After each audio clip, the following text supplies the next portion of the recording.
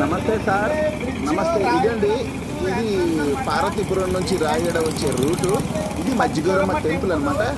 ఈ మజ్జిగౌరమ్మ temple road అండి, లోపల వెళ్ళడానికి మజ్జిగౌరమ్మ టెంపుల్లోకి వెళ్ళడానికి రోడ్డు.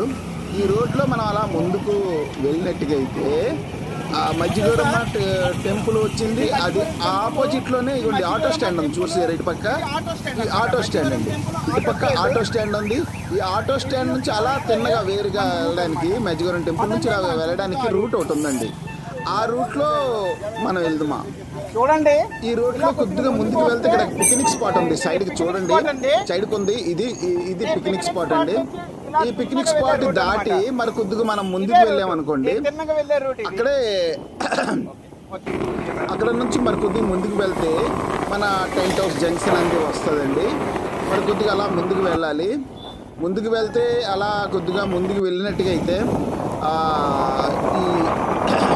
ఈ రోడ్ కంప్లీట్ అయిపోయిన వెంటనే మనం కుడి చేతి పక్క తిరగాలండి.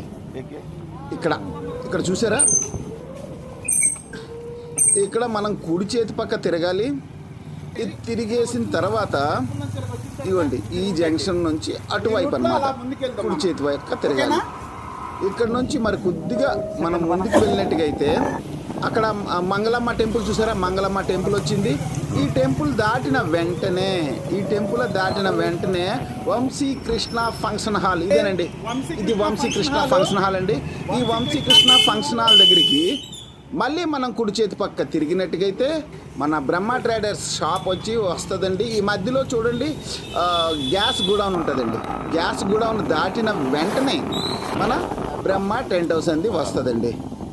ఇగోండి ఇదా గ్యాస్ గోడౌన్ దాటిన వెంటనే ఇదండి, ఇది మన షాప్ అండి. ఓకేనా?